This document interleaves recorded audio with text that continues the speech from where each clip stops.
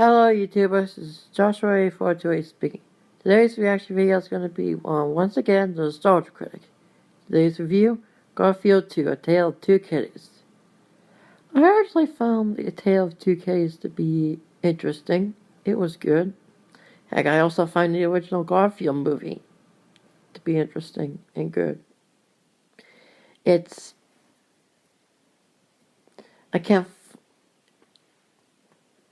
From what I've heard about his review on the movie, he does say that while it doesn't follow the source material like every other Garfield related product, he's like this is where it goes way too overboard. Except, to be honest,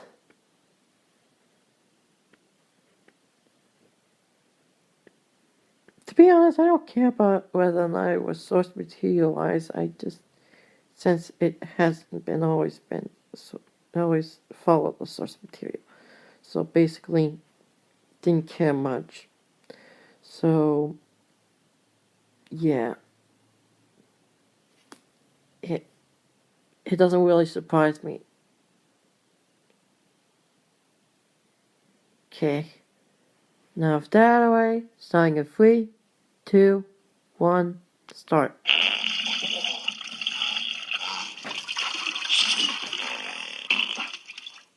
Hello, I'm the Nostalgia Critic. I remembered so you don't have to. Bad kitty.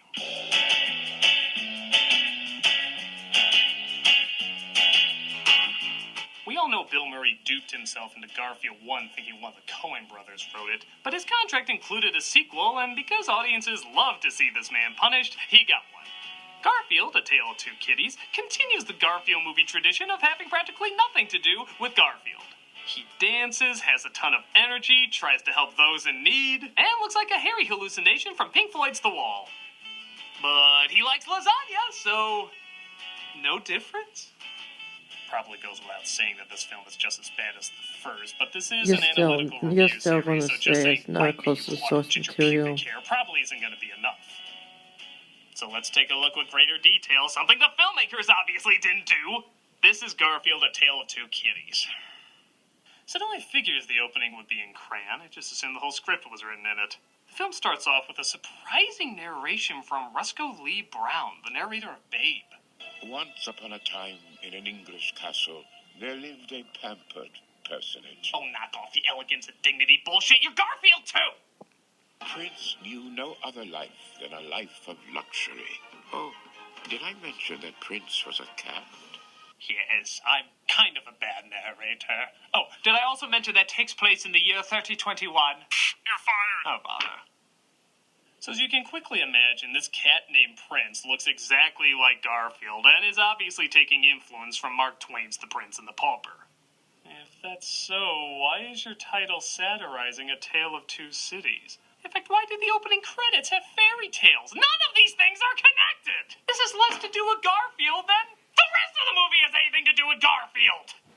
We then see our main character, Garfield, who's pretty athletic for being so heavy. You guys do know what a cat is, right?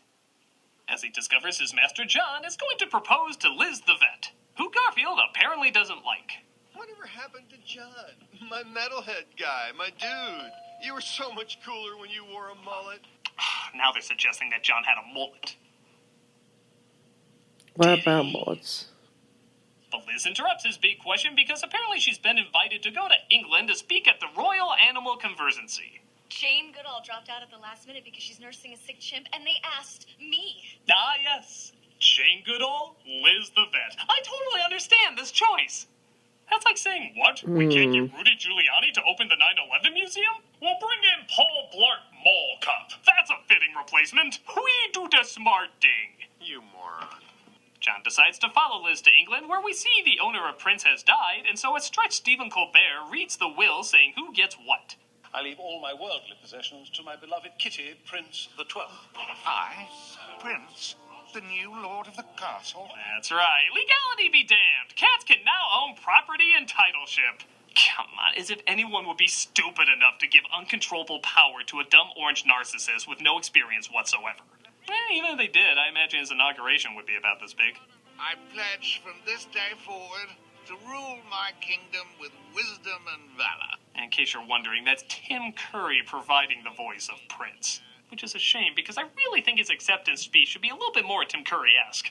Even now, the evil seed of what you've done germinates within you. I require the solace of the shadows and the dark of the night. Sunshine is my destroyer. I think I'm just starting to realize that the Nostalgia Critic's lines are just becoming a little too Have a lovely predictable. day. But Prince's rule upsets the original owner's nephew, Dargis, played by Billy Connolly, who was very clearly chosen because John Cleese wouldn't do it. Don't get me wrong, I love Billy Connolly, but it's amazing how much they make him look, sound, and act exactly like John Cleese. Since he is gone, the title of the Carlisle estate falls to me. Hidden gold under a 20-foot pile of horse shit. Well, actually, it's quite common. No, I don't need to read this yet. I don't particularly care what it seems to you. Manuel! It's the same character Cleese usually plays, same attitude, appearance, and voice. I'm just imagining that recording of John Cleese turning this role down.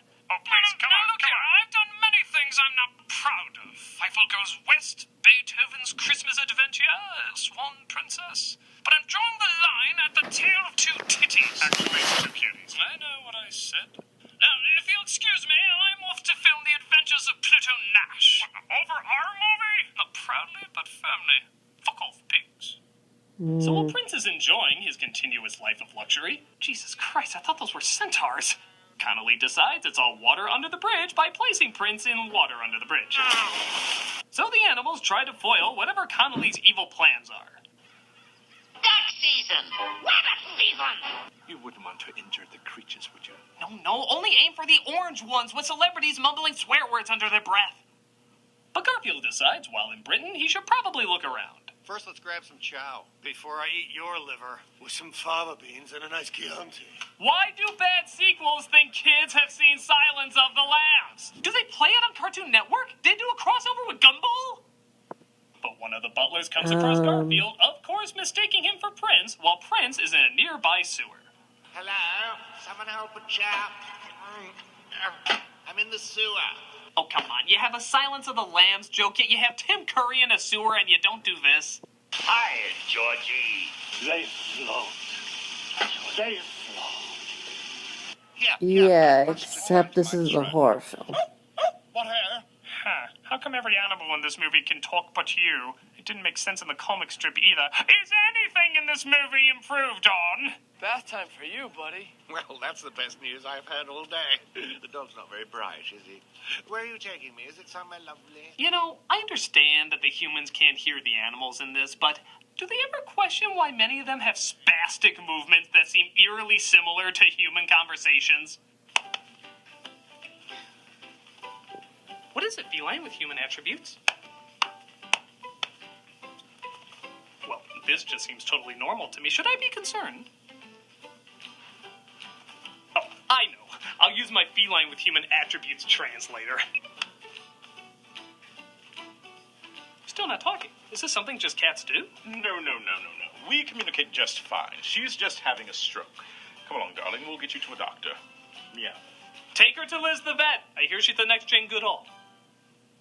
It looks like he was found just in time, as Connolly has evil plans to turn the giant estate into a spa.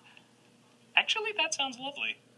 Meditation garden and, of course, luxury condominium. What will you do with all the animals? Those we don't chase off, we will serve up to the guests. Okay, the animal thing is douchey, but with financial planners, I'm sure they find a way to either make profit on the farm or sell the animals in a way that would also make them profit. I mean, what's the alternative? There's just a big house for a cat? Call me crazy, but I'm totally siding with the bad guy in this. Do something with that place. Make it more than just a very expensive go letterbox. against the constitutional monarchy Instead, we have to tribute have thing. Garfield stand in for Prince so that the estate can continue to burn money. Oh, yay! Oh, yay! Attention animals that can sense things through smell. Here is an obvious imposter. Fall for it. Dargis is going to bulldoze the barnyard and feed us to the tourists. Let him try. He'll have to deal with these fists of fury, won't he? Yeah, he'll have to put up with our blank stares. Endure how unfocused we all are. But Garfield has shown that him staying there is very important, as apparently the feline inbreeding is so thick that there's literally not one difference in between them. I've got a house inside of the house. Oh, blimey. Hey, they got to the fart joke much slower than I originally expected they would. Well struck, sire. Good tone, smooth finish. Oh, it's how Jim Davis reacted after seeing his creation destroyed, but held a big residual check at the same time. Like a meal lying. So Garfield enjoys the palace life, again getting more exercise than we have ever seen this character get. It doesn't even question the scary as hell singing paintings. Moving on to a castle. You know, he's frightening enough in kind of 3 dimensions. We don't need to see if he's that frightening in 2. But Connolly, after a pretty long period of time passes, finally discovers that the cat is still there. Bring some of those investors. Those lovely investors will throw a party. Cheerio! Oh, dear green screen of England. You know, we haven't had a sunny day here in eons. Kill Kitty. Kill Kitty. So he trains a dog to rip Garfield to shreds, but it seems to backfire. Fuck over and have a look. Jesus! It's supposed to be a crotch shot, not castration! This is like a Game of Thrones death! Christ!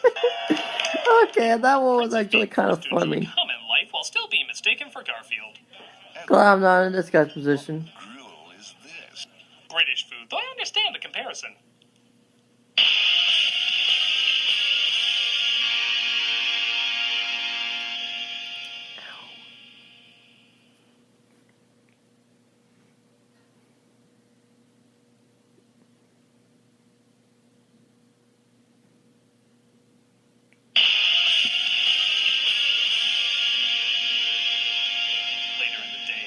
Coincidentally takes a tour of the palace Garfield is in. I'm as shocked as you! If I may, one question, Liz. Not that Liz! Oh, thank God we got rid of that good old bitch! You're the real connection to the animal mind! what would you say if I were to donate one of my priceless oil paintings? That royal sleaze is hitting on Liz. The person I was trying to keep out of my life and now I suddenly care about for no reason. These transitions are as smooth as a slip and slide becoming a slip and sandpaper. You moron. Connolly throws him in the dungeon, but his animal friends are there to help him get out. What, you finally hear my stomach growling? No, but we heard your tiresome monologue. Let's get you out of here, Your Royal Highness. How exactly does this dungeon work? You pull on the chains like anyone would do in a dungeon, especially if you're gonna handcuff somebody and that opens a way out? Kind of counterproductive, isn't it? Do most villains have setups like that? The only problem is it's only size for cats. I mean, I'm not sure if they can crawl under there or something like that. Size matters, you know.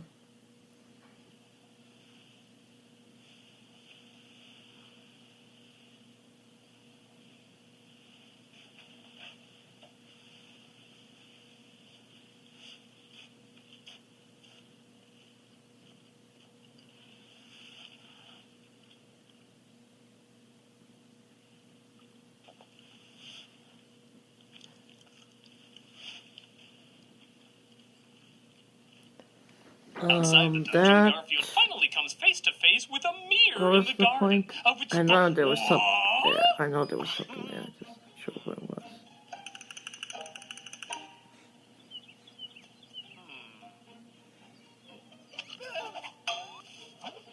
You know, this is usually more impressive when people are doing it.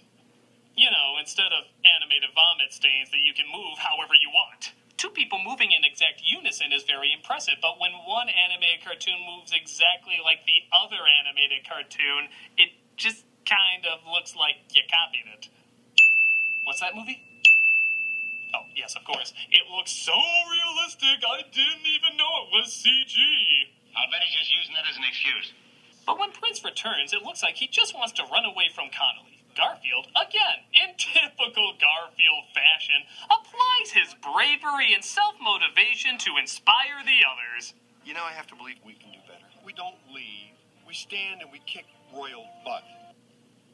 Is it really that hard just to open one of these? But this movie's not done trying to be the next Santa Paws, as all the animals come together to foil Connolly's plans. Stupid cat! Oh, yeah, you never know when you might need a mace. Good to have those lying around. That must have been great on those tours we see all the time. Feel free to touch the mace. Take one home as a souvenir. It's a great form of punishment if you can't show them this movie. A stupid enemy! After the animals give Connolly the runaround, he takes measures into his own hands. Not a moment too soon. Let her go. All in good time. No! Not Liz! She was gonna cure animal cancer! That's Liz! But one weasel bites off another weasel. What's the point? We know there's nothing left up there. And everybody seems to be safe. I've been trying to get the courage up to ask you something all week. Looking for something? Liz, will you marry me? Yes. Ah, yes, marriage. That's what this was all about. Garfield getting over his hatred of Liz and his love for John by being separated from them in most of the movie and learning Absolute Squad. Tell me the credits are around the corner. Oh, wow, it's like the next scene. This movie wants to end itself as much as I do. So that was The Prince and the Pussy. I mean furry tale theater. I mean A Tale of Two Kitties. Yeah, seriously, why is it called that again? It pretends to be funny, moralistic, and just like Garfield, but it's dull, unfocused on the message, and has more to do with dental surgery than Garfield. It is probably more tolerable to sit through. I feel like there's Thank God something only 2 of definitely these movies missing. because they only will have gotten worse and worse. They start from a place that had little to do with such a likable character and only strayed further and further away. My advice is not to look at any of this kitty litter anytime soon. And that's the last movie for sequel month, and thank God. Can you think of anything good this experience has given us? Bill? He's always been here. How could you forget Bill? And that was Nostalgia Critic's review of Garfield 2, A Tale of Two Kitties.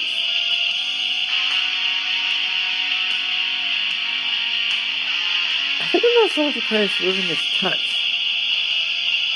I mean,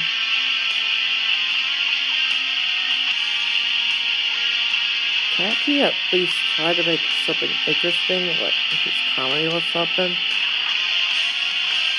Yeah, this isn't what I was hoping for. I think the Nostalgia Critic's losing its touch.